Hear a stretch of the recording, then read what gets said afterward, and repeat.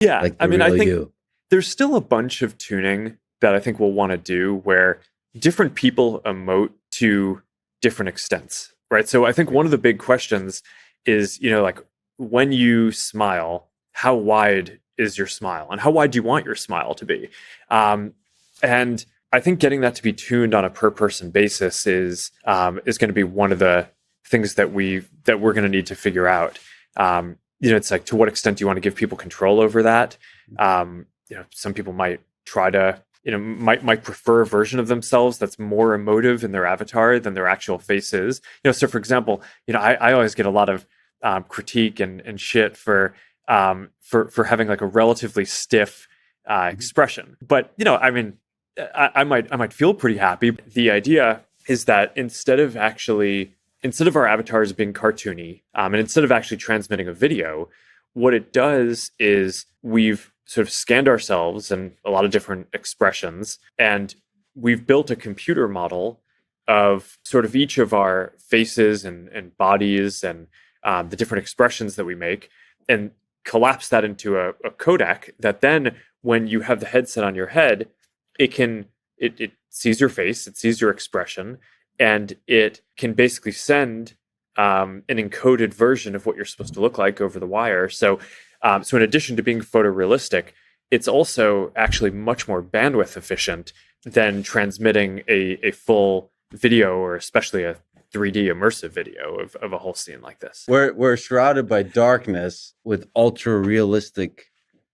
face, and it just feels like we're in the same room. This is really the most incredible thing I've ever seen. And sorry to be in your personal space. I was commenting to the team before that I feel like we've choked each other from further distances than it feels like we are right now.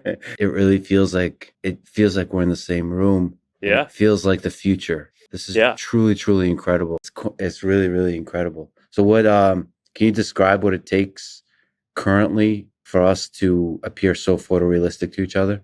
Yeah. So, I mean, for background, we both did these scans for this research project that we have at Meta called Codec Avatars. I think we're moving towards a world where, we're going to have something that looks like normal glasses, where you can just see the physical world, but you also see holograms. And in that world, I think that they're going to be, not too far off, maybe, by the end of this decade, we'll be living in a world where there are kind of as many holograms when you walk into a room as there are physical objects. I kind of think increasingly, the physical world is super important, but I actually think the real world is the combination of the physical world and the digital worlds coming together. But until this technology, they were sort of separate, right? It's like you access the digital world through a screen, right? And maybe it's a small screen that you carry around, or it's a bigger screen when you sit down at your desk and strap in for a long session. But they're kind of fundamentally divorced and disconnected. I mean, a lot of the vision comes from this idea that I don't think we necessarily want there to be like one big super intelligence. We want to empower everyone to both have more fun, accomplish their business goals, it's just everything that they're trying to do. And we don't tend to have one person that we work with on everything. And I don't think in the future we're going to have one AI that we work with. I think you're going to want a variety of these. Some will be kind of more assistant oriented. There's a sort of the kind of plain and simple one that we're building is called just Meta AI. It's simple. You can chat with it in any of your threads. It doesn't have a face, right? But it can help you with a bunch of stuff. Then there are a bunch of cases that are more kind of business oriented. And you're there physically. Some people are there physically, but other people are just there as holograms, and it feels like it's them who are right there.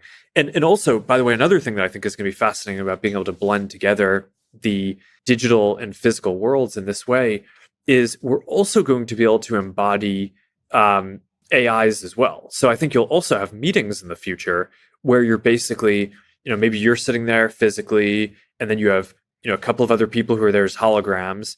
And then you have like Bob, the AI, who's an engineer on your team who's helping with things. And he can now be embodied as as a realistic avatar as well, and just join the meeting in that way. So I think that's going to be pretty compelling as well.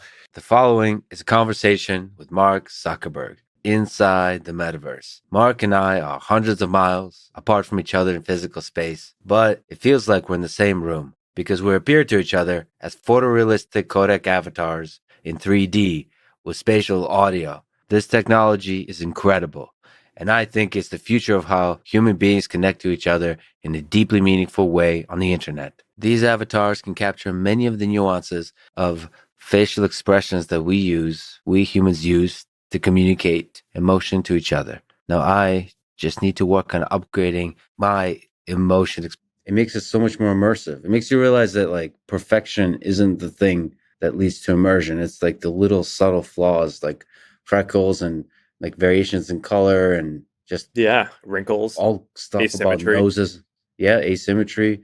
And just the different, like the corners of the eyes, like what your eyes do when you smile, all that kind of stuff. Yeah, eyes are a huge part of it. There's obviously a certain realism that comes with delivering kind of this photorealistic experience that, I mean, this gets to kind of the core of what the vision around virtual and augmented reality is, of like delivering a sense of presence as if you're there together, no matter where you actually are in the world. And it just like, looks like you're just sitting right in front of me. It's pretty wild. Yeah, I mean, I can't, I'm almost getting emotional. It's like, it feels like a totally fundamentally new experience. Like, but I do think that there's this bridge between the current state of most of our interactions in the physical world and where we're getting in the future with this kind of hybrid physical and digital world, where I think it's going to be a lot easier for people to kind of take some of these experiences seriously with the photorealistic avatars to start. And then I'm actually really curious to see where it goes longer term. I could see a world where people stick to the photorealistic and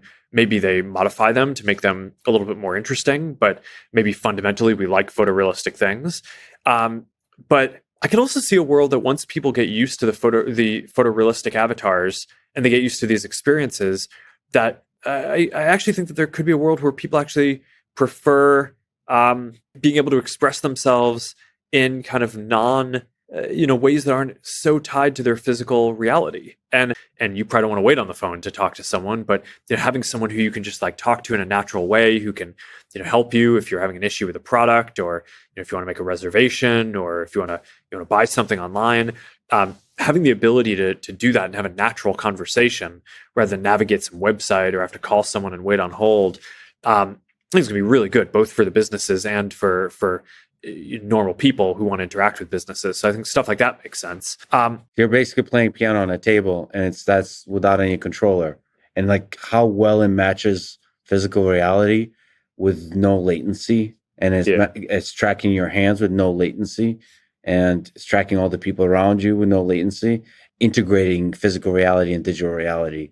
Obviously, that connects exactly to this codec avatar, which is in parallel, allows us to have ultra realistic copies of ourselves in this mixed reality. It's so like it's all converging towards like an incredible digital experience in the metaverse.